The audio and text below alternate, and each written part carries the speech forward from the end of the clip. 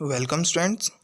हमारा chapter enhancement in food productions का आज हम पार्ट 10 देखेंगे और पार्ट 10 में समझेंगे कि माइक्रोब्स का क्या रोल है हमारे एनहांसमेंट ऑफ फूड में। स्टार्ट करते हैं। Students, enhancement in food production chapter हमारा चल रहा था, जिसमें से एनिमल हस्बेंड्री को कंप्लीट किया। एनिमल हस्बेंड्री में हमने एनिमल ब्रीडिंग पढ़ा, डेयरी फार्म मैनेजमेंट पढ़ा, पोल्ट्री फार्म मैनेजमेंट पढ़ा, बी कीपिंग पढ़ा, फिशरी पढ़ा, सेरिकल्चर और लैग कल्चर पढ़ा है। सबका मोटिव, सबका एम कॉमन था, हमारे फूड प्रोडक्शन को इंक्रीज करना। क्या करना? हमारे फूड प्रोडक्शन को एनहांस करना। ये सबका कॉमन पॉइंट था, कॉमन मोटिव था, कॉमन एम था। दूसरा हमने देखा कि प्लांट ब्रीडिंग करके हम कैसे एनहांस कर सकते हैं हमारे फूड प्रोडक्ट। उसमें भी हमने दो मेथड्स देखे थे, हाइब्रिडाइजेशन और एक मेथड देखा था हमने ब्रीडिंग का, प्लांट ब्रीडिंग का। प्लांट ब्रीडिंग हमने पढ़ा। उसके बाद हमने एक छोटा सा टॉपिक देखा स्टूडेंट्स, सिंगल सेल प्रोटीन। क्या देखा स्टूडेंट्स? सिंगल सेल प्रोटीन, जहाँ पे एक सिंगल सेल एक पूरे प्रोटीन की तरह हमें मिलता था स्टूडेंट्स। ये तीन मेथड हमने देख लिया है, जो कि एनहांस कर रहा था, जो कि क्या कर रहा था, फूड प्रोडक्शन को इंक्रीज कर रहा था। फूड प्रोडक्शन के इंक्रीज करने में ये क्या कर रहा था, एक बड़ा रोल प्ले कर रहा था, एक बड़ा इंपॉर्टेंट रोल प्ले कर रहा था एनिमल हस्बेंड्री, प्लांट ब्रीडिंग और सिंगल सेल प्रोटीन स्टूडेंट्स। एक छोटा सा टॉपिक और पढ़ा था पिछले बार हमने, पिछले वीडियो में, बायोफोर्टिफिकेशंस। क्या पढ़ा था स्टूडेंट्स? बायोफोर्टिफिकेशन, जहाँ पे हमने प्लांट ब्रीडिंग से रिलेटेड ही सब पढ़ा था स्टूडेंट्स। अब हम देखेंगे स्टूडेंट्स माइक्रोब्स। माइक्रोब्स का क्या रोल है हमारे फूड प्रोडक्शन को इंक्रीज करने के लिए? क्या करने के लिए माइक्रोब्स का क्या रोल है हमारे फूड प्रोडक्शन को इंक्रीज करने के लिए? देखते हैं कि क्या है माइक्रोब्स का रोल। पिछले वीडियो में बायोफोर्टिफिकेशंस पढ़ा था। बायोफोर्टिफिकेशंस के कुछ ऑब्जेक्टिव्स थे, वो एक और बार देख लेते हैं स्टूडेंट्स। क्या क्या थे? Protein content and quality. क्या करना है स्टूडेंट्स? प्रोटीन कंटेंट और क्वालिटी बढ़ाना है फूड में। ऑयल कंटेंट एंड क्वालिटी, क्या करना है? ऑयल कंटेंट एंड क्वालिटी बढ़ाना है। विटामिन कंटेंट्स बढ़ाना है। Micro nutrients content and quality, micro nutrients बढ़ाना है, प्रोटीन्स वगैरह, कार्बोहाइड्रेट, फैट्स जो भी है वो बढ़ाना है और क्वालिटी बढ़ाना है। तो ये मेन मोटिव था हमारा बायोफोर्टिफिकेशंस करने का। बायोफोर्टिफिकेशन का मतलब भी मैंने पिछले वीडियो में दिखा दिया था। और सबसे बड़ा प्रॉब्लम था तो मल न्यूट्रिशन का प्रॉब्लम था, वो बायोफोर्टिफिकेशन से क्या हो रहा था, सॉल्व हो रहा था। क्या हो रहा था? सॉल्व हो रहा था। अब हम देखते हैं कि हमने अब तक देखा एनिमल्स का क्या रोल था फूड प्रोडक्शन इंक्रीज करने में, प्लांट का क्या रोल था फूड प्रोडक्शन इंक्रीज करने में, एक सिंगल सेल की वजह से हमें किस तरह से प्रोटीन मिल रहा था। अब हम देखते हैं कि माइक्रोब्स किस तरह से हमें हेल्प कर सकते हैं, हमें फूड दे सकते हैं, वो हम देखते हैं। देखते हैं माइक्रोब्स इन ह्यूमन वेलफेयर। ठीक है, माइक्रोब्स किस तरह से ह्यूमंस को काम आने वाले, ह्यूमंस को किस तरह से माइक्रोब्स यूजफुल है। तो देखते हैं microbes in human welfare. Biotechnology is the application of scientific and engineering principle for the processing of materials by biological agent to provide goods and service to human or for human welfare। ठीक है students, क्या दिया है यहाँ पे? Biotechnology. ठीक है, biotechnology में फिर से एक बार बता देता हूँ स्टूडेंट्स। बायोटेक्नोलॉजी एक ऐसा टेक्नोलॉजी जिसमें हमने सेल के बारे में एकदम डीप में पढ़ा है स्टूडेंट्स, जीन्स के बारे में एकदम डीप में पढ़ा है, प्लांट्स के बारे में, एनिमल्स के बारे में एकदम डीप में पढ़ा है। उन्हें डीएनए से जाना है, उनके जीन से हमने जाना है उन्हें, और उसके स्टडी की वजह से हमने बहुत सारी टेक्निक्स डेवलप की हैं। क्या किए? बहुत सारी टेक्निक्स डेवलप किए, ऐसी ऐसी टेक्निक्स डेवलप की हैं जिसमें हम क्या कर सकते हैं, जीन मैनिपुलेशन कर सकते हैं, जीन चेंज कर सकते हैं स्टूडेंट्स, और कुछ मॉडिफिकेशंस भी ला सकते हैं। तो इसी सब को हमने क्या बोला है? बायोटेक्नोलॉजी। क्या बोला है स्टूडेंट्स? एक बायोटेक्नोलॉजी बोला। तो इसका एप्लीकेशन क्या है? तो इसका एप्लीकेशन क्या है? Scientific and engineering principle for the processing of material by biological agent. तो बायोटेक्नोलॉजी का एप्लीकेशन क्या है? हम साइंटिफिक वे से क्या करके स्टूडेंट्स, साइंस को यूज करके, और इंजीनियरिंग प्रिंसिपल्स मतलब इंजीनियरिंग टेक्निक्स को यूज करके, क्या करके स्टूडेंट्स, साइंस का यूज करके और कुछ इंजीनियरिंग टेक्निक्स यूज करके और बायोलॉजिकल एजेंट्स को मिला के, बायोलॉजिकल एजेंट्स को मिला के मतलब बायोलॉजिकल चीज़ें, क्या स्टूडेंट्स, बायोलॉजिकल चीज़ों को मिला के हम क्या करेंगे, हम ऐसे गुड्स बनाएंगे, ऐसे चीज़ें बनाएंगे जो क्या होगा, ह्यूमंस को और ह्यूमंस के लिए काम आएंगे। क्या होगा स्टूडेंट्स, ह्यूमंस को और ह्यूमंस के लिए क्या क्या होगा, काम आएंगे। सो आपको फिर से समझना क्या है, बायोटेक्नोलॉजी के एप्लीकेशन की वजह से, बायोटेक्नोलॉजी के हेल्प की वजह से हम क्या कर रहे हैं, हम ऐसी चीज़ें बना रहे हैं साइंस को और इंजीनियरिंग टेक्निक्स को यूज़ करके, क्या करके, साइंस को और इंजीनियरिंग टेक्निक को यूज़ करके हम ऐसी चीज़ें बना रहे हैं कि बायोलॉजिकल चीज़ों को यूज़ करके, क्या करके, बायोलॉजिकल जो चीज़ें हैं, जो भी बायोलॉजिकल चीज़ें हैं, नेचुरल चीज़ें हैं, उन्हें हम यूज़ कर रहे हैं कुछ ऐसे चीज़ों को बनाने में जो बहुत ही इंपॉर्टेंट रोल प्ले कर रहा है ह्यूमन लाइफ में, ह्यूमन वेलफेयर में, जो बहुत ही इंपॉर्टेंट रोल प्ले कर रहा है स्टूडेंट्स। सो ये सब चीज़ें हम बना रहे हैं बायोटेक्नोलॉजी का यूज़ करके। आगे देखते हैं students, there are variety of micro organism like algae, fungi, bacteria, viruses, protozoans, nematodes etcetera. ठीक है स्टूडेंट्स, क्या दिया है, there are variety of micro organism. Micro organism मतलब बहुत ज़्यादा छोटे ऑर्गेनिजम्स, बहुत ज़्यादा छोटे ऑर्गेनिज्म जो कि सिर्फ आपको माइक्रोस्कोप से ही दिख पाएंगे। सो कौन कौन से माइक्रो ऑर्गेनिजम्स है स्टूडेंट्स, अलगे, fungi, bacteria, viruses, protozoans, nematodes. Nematodes कुछ वॉर्म्स होते हैं, उन्हें हम नीमाटोड्स बोलते हैं। क्या बोलते हैं, वॉर्म्स जो होते हैं उन्हें हम नीमाटोड्स बोलते हैं। तो इतने वैरायटी ऑफ माइक्रो ऑर्गेनिज्म, और भी माइक्रो ऑर्गेनिजम्स हैं, पर ये मेन माइक्रो ऑर्गेनिजम्स है। क्या है, मेन माइक्रो ऑर्गेनिजम्स है जो फूड प्रोडक्शंस के लिए हम ज़्यादा यूज़ करते हैं स्टूडेंट्स। क्या करते हैं, फूड प्रोडक्शंस के लिए हम ज़्यादा यूज़ करते हैं इन्हें।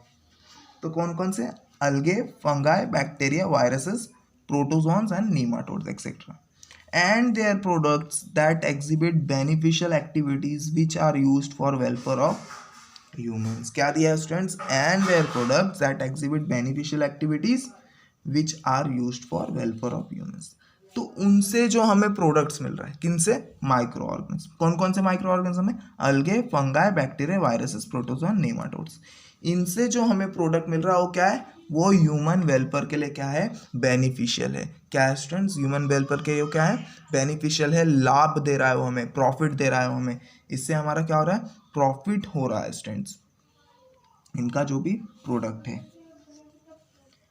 इन regard to food, health, industry, agriculture, medicine, bio control etcetera. तो किन किन चीज़ों में फ़ायदा दे रहा है ह्यूमंस को, वो किन किन चीज़ों में फ़ायदा दे रहा है, तो किस में दे रहा है, फूड में दे रहा है। मतलब जो माइक्रोब स्टूडेंट्स, हम उन्हें फूड में यूज़ कर सकते हैं। हेल्थ, यहाँ पे सबसे बड़ा रोल प्ले कर रहा है माइक्रोब जो है, वो हेल्थ में भी एक बड़ा रोल प्ले कर रहा है। इंडस्ट्रीज़ में भी माइक्रोब्स का बहुत बड़ा रोल है students.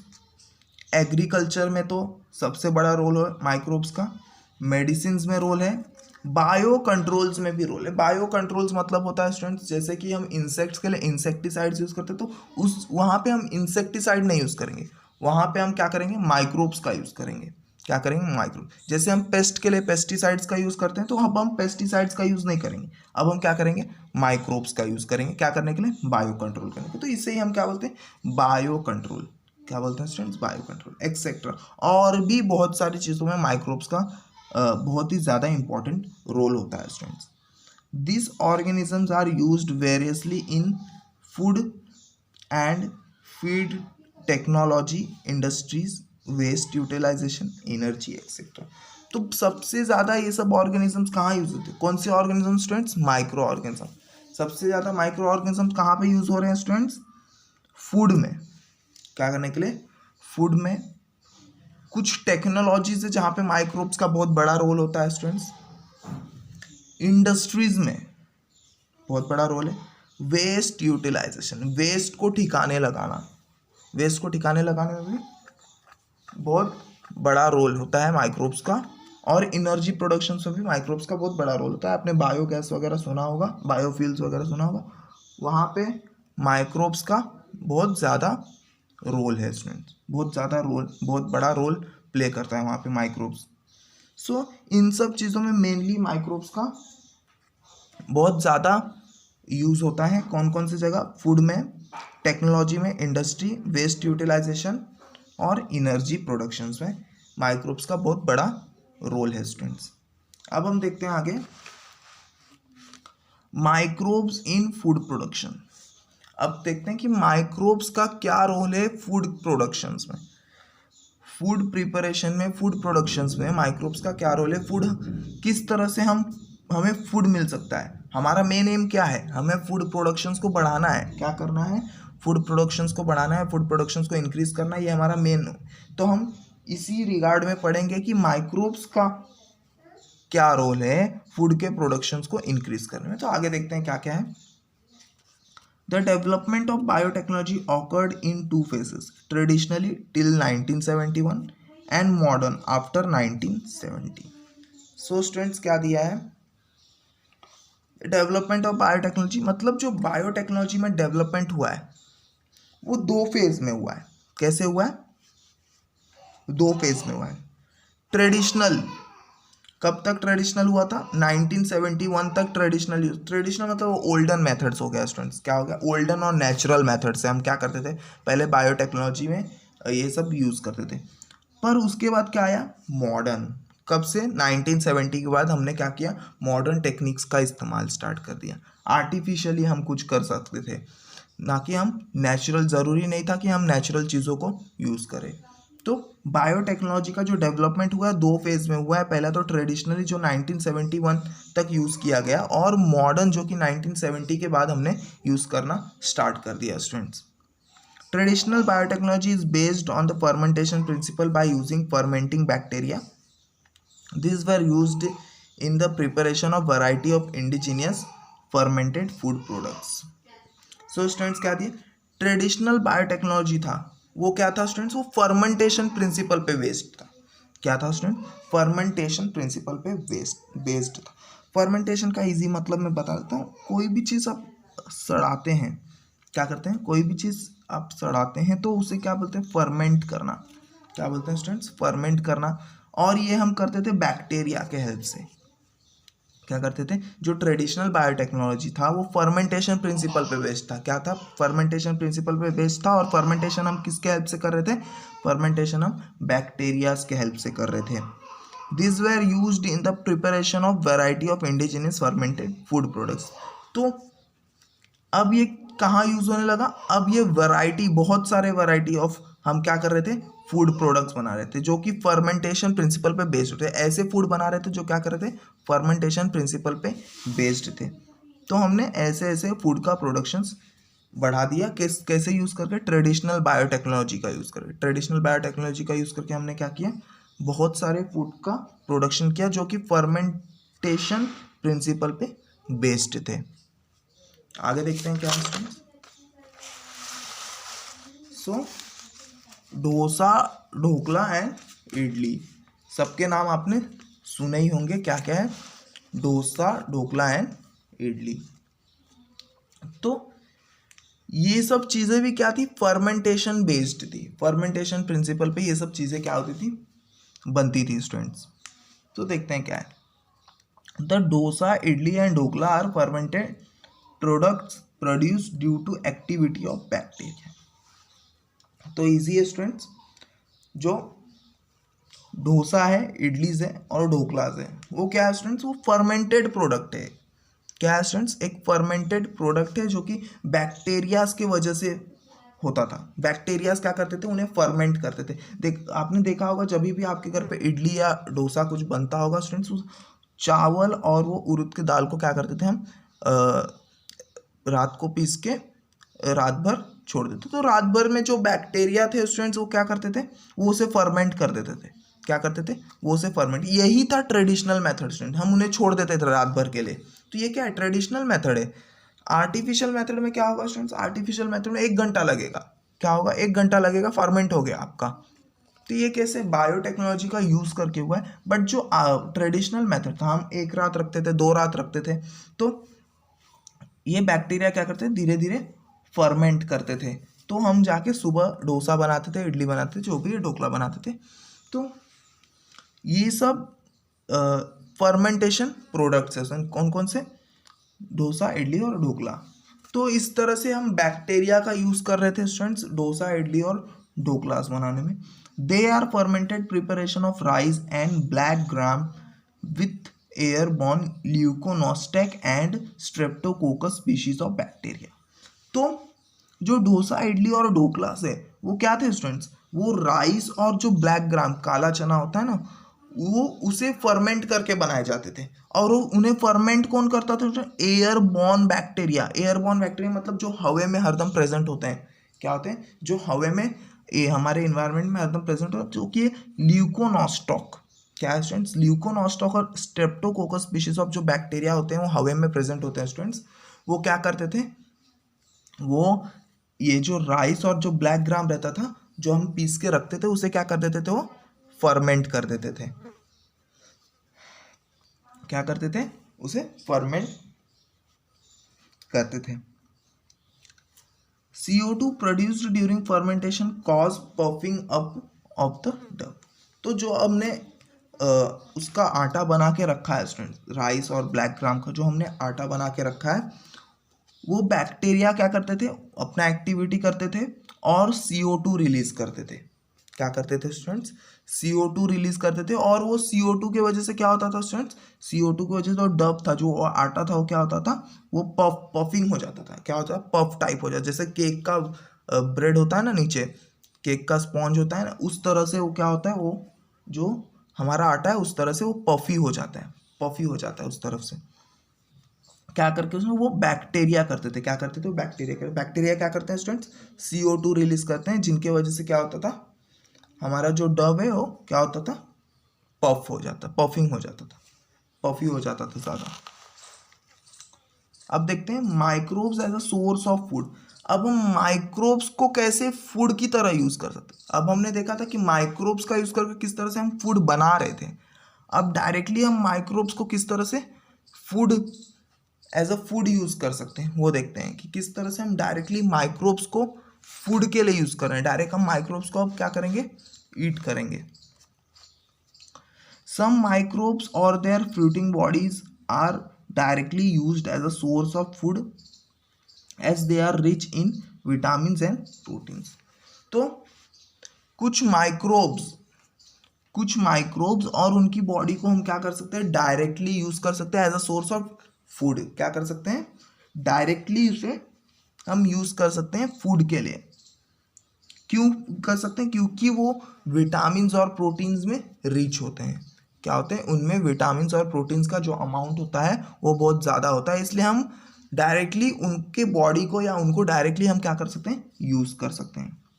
The term HCP and single cell protein denotes dead and dried cell of microbes like bacteria, algae, moulds and yeast. So इसके पहले हमने सिंगल सेल प्रोटीन समझा था स्टूडेंट्स। क्या समझा था, सिंगल सेल प्रोटीन समझा था। तो वहाँ पे क्या करते थे हम, वहाँ पे हम बैक्टीरियाज जमा करते थे, उनमें से प्रोटीन्स निकालते थे और वो प्रोटीन्स को हम क्या करते थे, हम कंज्यूम करते थे। तो यहाँ पे देखो वही लिखा है, वही चीज़ यहाँ पे लिखा है। जो डेड और ड्राइड सेल होते थे, माइक्रोब्स के जो डेड और ड्राइड सेल्स होते थे, जो सिंगल सेल प्रोटीन जिनमें प्रोटीन्स और विटामिन ज़्यादा बनते थे, ऐसे माइक्रोब्स जहाँ जिनमें प्रोटीन्स और विटामिन ज़्यादा बनते थे, उन्हें हम क्या करते थे, डायरेक्टली कंज्यूम करते थे। तो वो भी एज अ फूड सोर्स काम कर रहे हैं स्टूडेंट्स। क्या कर रहे हैं, एज अ फूड सोर्स वो भी काम कर रहे हैं। तो कौन कौन से माइक्रोब्स, जैसे कि बैक्टीरिया हो गया, अल्गे हो गया, मोल्ड हो गया और ईस्ट हो गया। तो ये सब हम यूज़ करते थे सिंगल सेल प्रोटीन्स के लिए। तो इससे हमें लार्ज अमाउंट ऑफ प्रोटीन और विटामिन्स मिलता था students. Some mushrooms and truffles are directly used as a food. तो कुछ मशरूम्स है स्टूडेंट्स और कुछ ट्रफल्स भी मशरूम टाइप्स होते हैं स्टूडेंट्स, वो हम डायरेक्टली यूज़ कर सकते हैं फूड की तरह। ये आपको अच्छी तरह से पता है कि मशरूम्स कितने टेस्टी होते हैं, ट्रफल्स कितने टेस्टी होते हैं, तो ये हम डायरेक्टली फूड की तरह यूज़ कर सकते हैं। They belong to higher fungi. तो ये सब जो ऑर्गेनिजम्स है, ये क्या है, हायर फंगाई, इसलिए हमें ये दिखते हैं, नेकेड आई से क्या होते हैं, दिखते हैं। ये सब क्या है, हायर फंगाई, बड़े फंगाई हैं students. They produce large flashy fruiting bodies which are edible. तो ये क्या करते हैं स्टूडेंट्स, ये फंगा ऐसे हैं कि ये क्या करते हैं, इनका जो बॉडी होगा वो लार्ज होगा, फ्लैशी होगा और ये एडिबल होंगे। क्या होंगे, खाने लायक होंगे। क्या होंगे स्टूडेंट्स, खाने लायक होंगे। इन्हें खा के हमें कोई नुकसान नहीं होने वाला है। क्या होगा, हमें कोई नुकसान नहीं होगा। तो इनके fruiting bodies are sugar free, fat free, but rich in protein, vitamin, mineral and amino acid. तो जो इनके फ्रूटिंग बॉडी, एक और फायदा दिख रहा है स्टूडेंट्स हमें, क्या दिख रहा है, एक और फायदा हमें इसमें दिख रहा है कि जो इनकी फ्रूटिंग बॉडीज है क्या है, वो शुगर फ्री है, फैट फ्री है। क्या है स्टूडेंट्स, जो हम ऐसे ही फूड खाते हैं ना स्टूडेंट, जो कि शुगर फ्री हो और फैट फ्री हो, मतलब हम कोशिश करते हैं कि उनमें कम से कम फैट हो और कम से कम शुगर हो। तो हमें इससे डायरेक्टली ये फायदा मिलता है, हमें नेचुरली इनमें शुगर नहीं मिलने वाला है, फैट नहीं मिलना है, बट हमें जो चाहिए, जो कि प्रोटीन, विटामिन और मिनरल और अमाइनो एसिड्स, वो हमें डायरेक्टली मिल रहा है स्टूडेंट्स। क्या हो रहा है, हमें इनसे डायरेक्टली मिल रहा है। The food in the fruiting body is low calorie. और जो फूड है, जो इनके बॉडी में फूड है स्टूडेंट्स, वो क्या है, लो कैलोरीड है। मतलब अगर लो कैलोरीड है मतलब आपका फायदा ही है स्टूडेंट्स। क्या है, आप लो कैलोरी फूड खाएंगे तो क्या है, आपका ही फायदा होने वाला है। सो ये क्या है, ये हेल्दी फूड भी दे रहा है, माइक्रोब्स क्या कर रहा है, आपको हेल्दी फूड भी दे रहा है, और आपका फ़ायदा भी है कि आपको प्रोटीन्स भी मिल रहा है, विटामिन्स भी मिल रहा है, मिनरल्स भी मिल रहा है, और अमाइनो एसिड्स भी मिल रहा है स्टूडेंट्स। सो इस तरह से हम कुछ माइक्रोब्स को खाने के लिए भी यूज़ कर सकते हैं, जो कि एडिबल माइक्रोब्स है, जैसे कि मशरूम्स और ट्रफल्स हो गए स्टूडेंट्स। अब हम देखते हैं कि किस तरह से हम डेयरी प्रोडक्ट्स में यूज़ कर सकते हैं। डेयरी प्रोडक्ट्स मतलब होता है स्टूडेंट्स दूध से बने हुए प्रोडक्ट्स। क्या होते हैं, दूध से बने हुए जो प्रोडक्ट्स होंगे, उसमें हम किस तरह से माइक्रोब्स का यूज़ कर सकते हैं वो देखते हैं। Lactic acid bacteria LAB like lactobacillus are added to milk. It ferment lactose sugar of milk into lactic acid. Lactic acid causes coagulation and partial digestion of milk protein casein. So students, lactic acid bacteria, जिसे हम lactobacillus भी बोलते हैं, वो हम milk में add करते हैं। क्या करने के लिए स्टूडेंट्स, फर्मेंट करने के लिए। क्या करने के लिए, मिल्क को फर्मेंट करने के लिए। तो लैक्टिक एसिड बैक्टीरिया ऐड करते हैं, और ये बैक्टीरिया क्या करता है स्टूडेंट्स, ये बैक्टीरिया जो लैक्टोज शुगर मिल्क में प्रेजेंट होता है, क्या होता है, लैक्टोज शुगर जो मिल्क में प्रेजेंट होता है उसे फर्मेंट कर देता है। क्या करता है, लैक्टोज शुगर को क्या करता है, फर्मेंट कर देता है, किसमें, लैक्टिक एसिड। मतलब जो लैक्टिक एसिड बैक्टीरिया वो क्या कर रहा है, जो लैक्टिक एसिड बैक्टीरिया है वो लैक्टोज को लैक्टिक एसिड में चेंज कर रहा है। Lactic acid causes coagulation and partial digestion of milk protein casein. तो अब लैक्टिक एसिड क्या करता है, लैक्टिक एसिड कोगुलेट करता है, जो कि मिल्क के अंदर जो भी प्रोटीन्स है उन्हें क्या कर रहा है, वो कोगुलेट करेगा। क्या करेगा, उन्हें कोगुलेट करेगा। तो जो यहाँ पे दिया है प्रोटीन कैसिन, वो एक प्रोटीन का नाम है। कैसिन क्या है, एक प्रोटीन का नाम है जो मिल्क में सबसे ज़्यादा प्रेजेंट होता है। क्या होता है, मिल्क में सबसे ज़्यादा प्रोटीन। तो इसका कोगुलेशन हो जाता है, तो क्या होता है, वो योगर्ट जैसा बन जाता है स्टूडेंट्स। आपने योगर्ट अगर देखा होगा तो वो क्या होता है, वो प्रोटीन कैसिन होता है। Milk is change into curd, yogurt and cheese. तो मिल्क को हम किस में भी चेंज कर सकते हैं, दही में चेंज कर सकते हैं, कर्ड में चेंज कर सकते हैं, चीज़ में चेंज कर सकते हैं। The starter of inoculum used in preparation of milk products actually contain millions of lactic acid bacteria. तो स्टार्टर और इनोक्यूलम सेम है। यहाँ पे इनोक्यूलम मतलब भी होता है जो स्टार्ट करने वाला हो। क्या होगा स्टूडेंट्स, जो इनिशिएटिव लेने वाला हो, जो इनिशियल स्टेप लेने वाला हो। जो तो स्टार्टर होते हैं वो क्या होते हैं स्टूडेंट्स, वो millions of lactic acid contain करते हैं। तो हम मिलियंस ऑफ लैक्टिक बैक्टीरिया को क्या करते हैं, डाल देते हैं मिल्क में, ताकि जो हमारा मिल्क हो क्या हो जाए, फर्मेंट हो जाए, और हमें कर्ड, योगर्ट जैसे चीज़ जैसे बहुत सारी चीज़ें क्या हो, मिल जाए स्टूडेंट्स। क्या होंगे, हमें बहुत सारी चीज़ें मिल जाएंगी। तो इस तरह से हम डेयरी प्रोडक्ट्स में भी यूज़ कर सकते हैं हमारे माइक्रोब्स को डेयरी प्रोडक्ट्स बनाने के लिए। तो हम कौन कौन से प्रोडक्ट बना सकते हैं स्टूडेंट्स, हम कर्ड बना सकते हैं, योगर्ट बना सकते हैं, बटर मिल्क बना सकते हैं, और चीज़ बना सकते हैं। बटर मिल्क मतलब होगा मंठा, मंठा बोलते हैं ना, तो बटर मिल्क बोलते हैं उसे। तो ये सब चीज़ें हम क्या कर सकते हैं, माइक्रोब्स का यूज़ करके हम बना सकते हैं। तो हमने माइक्रोब्स का यूज़ देख लिया स्टूडेंट्स, किस तरह से हम माइक्रोब्स को फूड में यूज़ कर सकते हैं। अभी तो और भी यूजेस हैं माइक्रोब्स के, तो किस तरह से हम माइक्रोब्स को फूड में यूज़ कर सकते हैं वो हमने देख लिया है। हमने देखा कि डोसा, ढोकला और इडलीज में भी हम यूज़ कर सकते हैं, और डायरेक्टली हम एज अ फूड कैसे यूज़ कर सकते हैं माइक्रोब्स को, डायरेक्टली हम as a source of food कैसे यूज़ कर सकते हैं माइक्रोब्स को, और डेयरी प्रोडक्ट्स में किस तरह से माइक्रोब्स को हम यूज़ कर सकते हैं। कर्ड, योगर्ट और बटर मिल्क, चीज़ बनाने में हम माइक्रोब्स का यूज़ करेंगे। तो नेक्स्ट वीडियो में हम देखेंगे किस तरह से कर्ड बनाएंगे हम माइक्रोब्स का, कौन से माइक्रोब्स का यूज़ करके, योगर्ट बनाएंगे कौन से माइक्रोब्स का यूज़ करके, बटर मिल्क और चीज़ कौन से माइक्रोब्स का यूज़ करके हम बनाने वाले हैं, वो हम नेक्स्ट वीडियो में देखेंगे स्टूडेंट्स। सो आई होप आपको माइक्रोब्स का रोल समझा होगा हमारे एनहांसमेंट ऑफ फूड प्रोडक्शन, मतलब हमें हमारा जो एम है फूड प्रोडक्शन को इंक्रीज करने का जो एम है वो किस तरह से माइक्रोब्स पूरा कर रहा है, किस तरह से माइक्रोब्स का उसमें एक इम्पॉर्टेंट रोल है स्टूडेंट्स, तो वो आपको समझना है इसमें। सो आई होप आपको वीडियो समझा होगा students. So thank you students, मिलते हैं अगले वीडियो में।